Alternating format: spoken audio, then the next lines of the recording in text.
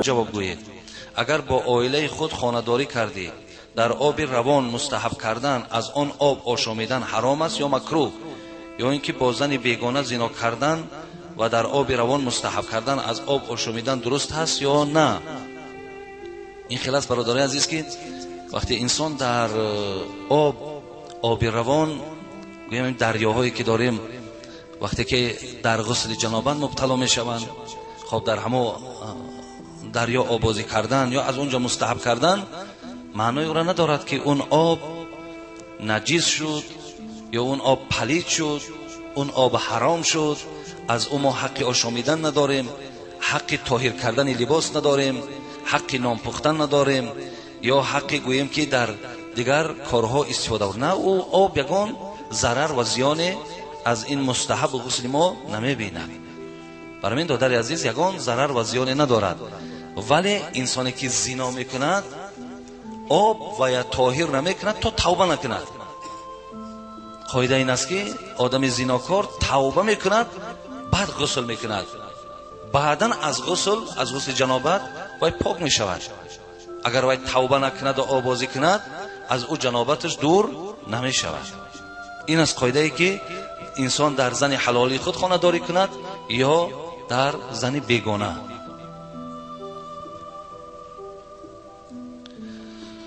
خب با امام خطیب شهر کلاب محترم حاجی میرزا، از نام یک نفر برادر اسلامی شما، محترم حاجی، اینجا در نامشون هست، من نامشون میخونم.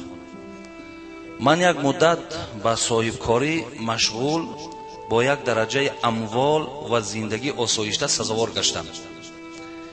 این دولت و آسایشتگی ما رو دیده در گرد و اطرافم رفیقی بسیار آشنای زیاد جمع شد.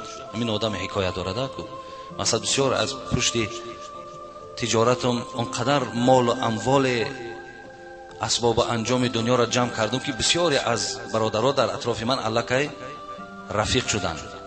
همه میخواستند که با من همکاری کنند و رفیقی کنند.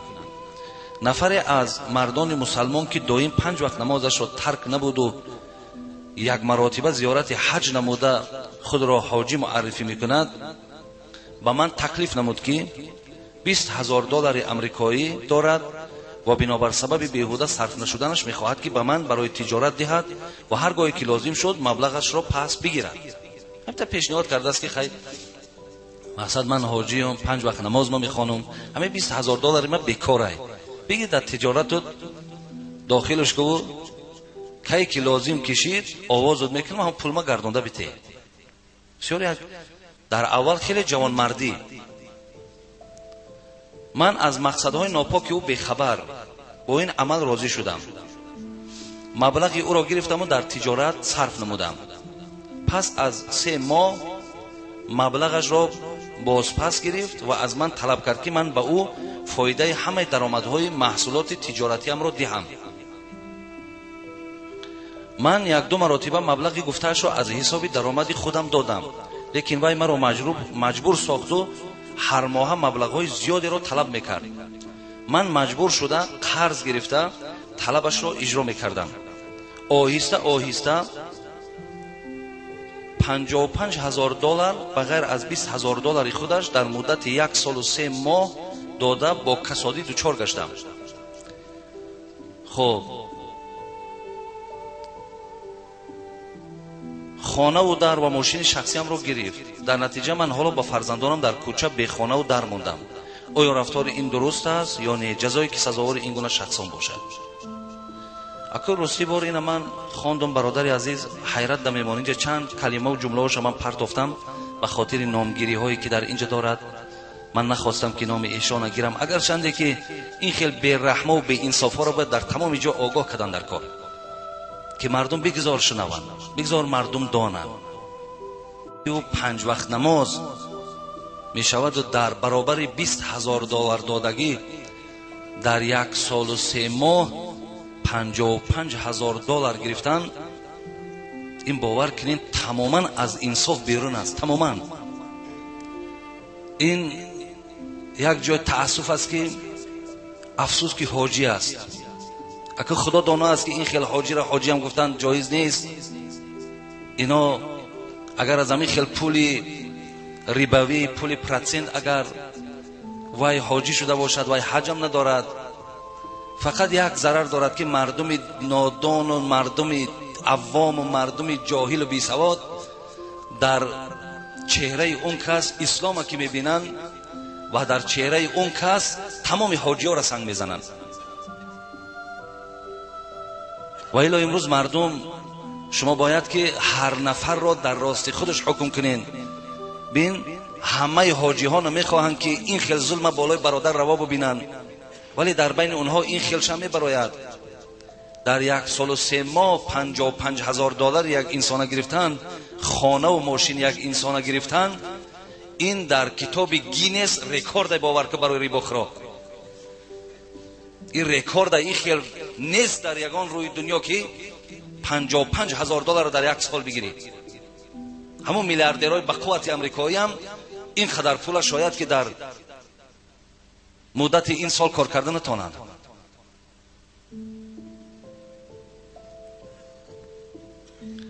درهم الربا یأکله الرجل و هو یعلم اشد من 36 زنیه. امام احمد برادر عزیز، پیامبر گرامی گفتند اگر یک انسان 1 درهم از پول ربا، از پول پرسنت گرفته در خودش استفاده برد، این در پیشگاه پروردگار بدتر است از 36 زینایی که انسان انجام میدهد. 1 درهم 36 زینا و 1 درهم.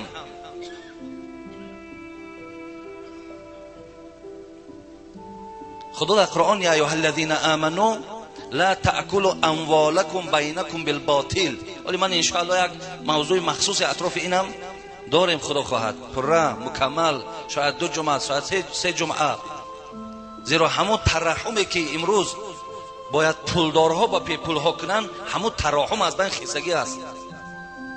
خدا تو را این 100,000 و 200,000 میلیاردر کرد به خاطر آن که نیکی آخه یک انسان نزد دروازه تو آمد و برای 1000 دلار 10% و 20% انسان ها را در گردناشون میبندین، آخه مردم هم میان کن میکنین.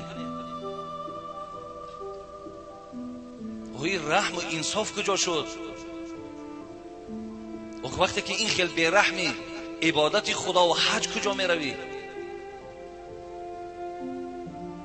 خداوند کسانی که ایمان دارید لا تأکلوا اموالکم بینکم بالباطل، ای انسانایی که ایمان دارید بین یکدیگرتون پولتون به باطل نخورید. این طریقی که این برادر عزیزی ما کرده است، این با راه باطل خوردن حق یک برادر مسلمان است.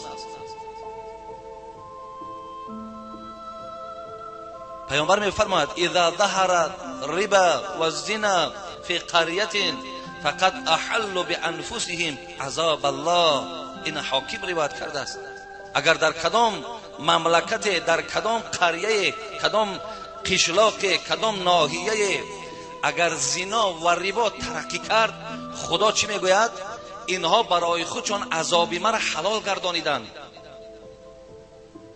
یعنی اینها حلال گردانیدند، اینها الکی خود گفته ایستادند که پروردگارا بالای ما عذاب بیار که ما حق عذاب تو را داریم.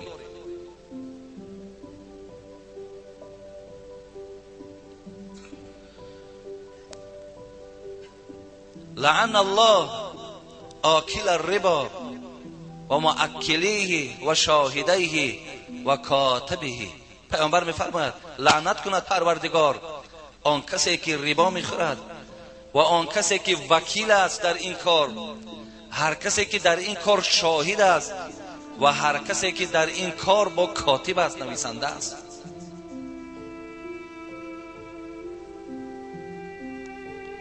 ولی ببینین از طرف این برادری که پولی 20,000 اینم گرفته است، یک جای نافهمیش همین که تو را خدا اینقدر تجارتی وسیع داده بود، میگن نفسی بد بر تن بلای جان بود. آدم بدنفس نه از انسان بود. وقتی تام دادر عزیز که همون تجارتت خوب، شرایطت نقص، رفیقای زیاد از حساب پولداریت پیدا کردی، وقتی که نفس انسانم کلان میگذارد جریمش هم باز بالاش میشود. ولی میل شما گناهگار نه، من شما را گناهگار نمیفرمام، گناهگارم نمیگویم. به خاطر تجارت چقدر وسیع باشد، اگر خدا تو را ایمان کامل داده باشد 10 نفر آدم مسلمان باز دستگیری میکنی، خیلی خوب، این خیلی خوب. ولی جای دیگری که برای تو من حیرت نمیمانم، یک کینوها را تماشا میکنی، برای اخبار یک آدم گرفتن، سیکرت یک آدم گرفتن، یک اوکالش میکنن، تمام سیکرت میگن. شما رو اوکال کردن، 55,000 دلار تو را گرفتن. این چه پول است، این چه فکر است، کنی قوه تو، کنی اراده تو، کنی دعوای تو. و ما حکومت داریم، حداقل می حکومت ها مراجعت نکردی؟ که انسان ببین تا حدی آورده است که دیگه خانه نماند، ماشین نماند، همه ثروت دولت من رفت. حیران میشه در بعضی انسان ها، در سادگی انسان ها.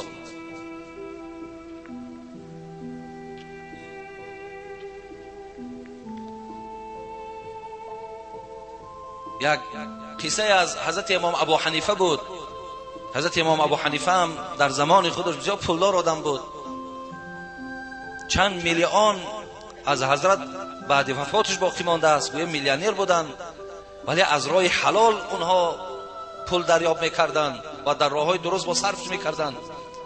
یک نفری را قرض داده بودن، شاید به پول حاضره 10,000 دلار بود. بعدن مهلتی را که او انسان معین کرد، اونا با پرسنت پول نمیدادن، اونا قرض حسنه میدادن. میداد مهلت چه میمان، میگو 1 ماه پس، 2 ماه پس، 3 ماه پس، مقصد پول تمیار مایلش بگیر. میرفت کارش بود میکرد، گردانده می آورد. باز یک بدبختی دیگر هم همین است که ما یک دیگر را باور نمیکنیم، به خاطر که ما شرطنامه ها دا عهد شکنی میکنیم. 1 هفته پول تمیارم، سال میگذره پولی مرده که نمیارین. همین ناباوری ها آورده همین خیلی کرده است که دیگر یکدیگرمون یاردم نمیکنیم. اونا این خیلی نبودن. این مرد وقتی که مهلتش تمام شد، باینده میگه 1 ماه مهلت گرفت که من همین 10,000 دلار تا حضرت گردانده میارم. ولی همین مرد همون روز آخر دیگر میگه شرم کرد، پول پیدا نشد، شرم کرد که رفته پیش امام ابو حنیفه و گوید که حضرت من همین پولی را در همین روز آوردن توانستم. میگه در خانه ایستاده در فکر بود که همون روز حضرت میگه خانهش رفته، در تق تق کردن، روز گرم بود. میگه خیلی دیر میگه برآمدن نزد همون دروازه همون مرد قرضدار. یک درخت میگه خیلی کلان بود، سایه افکن. حضرت امام ابو حنیفه زیر درخت نه ایستادن و در آفتاب رفته ایستادن و منتظر. ممکن بعد 20 دقیقه، ممکن بعد 30 دقیقه این شخص از خانه برآمد، دید که امام ابو حنیفه زیر آفتاب ایستاده است. السلام علیکم. و علیکم السلام. گفتن همون مهلت آمد، همون فرصت آمد، مبلغ چی شد؟ گفتن حضرت بسیار خوب میشد که زیر سایه دم ایستادیم بعد صحبت بکردم. حضرت امام ابو حنیفه چی گفتن؟ گفتن من قرض حسنه دادم و این درخت توست. اگر من آمده از سایه این استفاده برم، در پیشگاه خدا گناهکار نشوم. تو قرضداری و من از سایه درخت تو استفاده برم، یکی گناهکار در پیش خدا نشوم. از سایه درخت حذر میکردن که یکی همینم ریبا نشود، همین کسی نشود.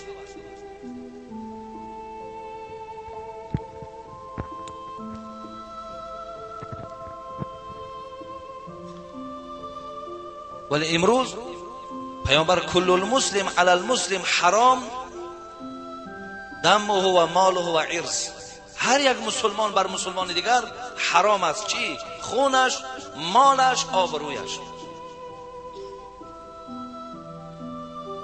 برای این برادر عزیز ما از تو اینقدر خواهش داریم که اگر صدای ما را منبت شنوی، پول همه انسان در همه دنیا گردانده تی، آن زایدیه که در بالای مال تو از او گرفتی او حق تو نیست. اگر این برادر عزیز ما که 20,000 دلار را گرفت، اگر 1 ماه 2 ماه 3 ماه کار کرد و از پیش خود چیزی برده در دست پولدار دهد، اینش باکی ندارد. برارد 500 دلار 1000 دلار گوید حاجی بابا رحمت کلان برای خدمتات ما از همه 20,000 دلار تو خیلی فایده کردیم، این ایش از حساب ما همچون جوان مرد ایش گرفته در حق من دعا کن. ولی این خیلی که ما طلب کردن، فایز ماندن که من فرقی ندارد مندد، تو میاوی نمیاوی مرا 5 یا 10 فایز دادن میگیری، این را ریبا میگم برادر عزیز.